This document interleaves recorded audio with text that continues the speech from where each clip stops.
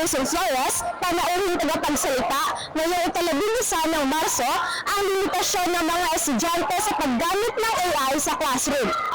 Ito ay matapos sa siwalat ni Flores sa ginanap na Division Schools Press Conference ang talamak na paggamit ng AI bunsod na rin ng adjustment of the school calendar.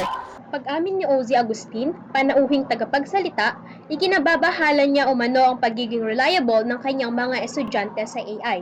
Aniya, dahil umano sa mas maikling oras ng deadline, nagiging takbuhan na ng mga mag-aaralang AI. Kaugnay nito, nagbigay payo naman si Flores patungkol sa paggamit ng AI. Paliwanag niya, bilang isang guro umano, hinahayaan niyang gumamit ang kanyang mga estudyante sa kanilang requirements.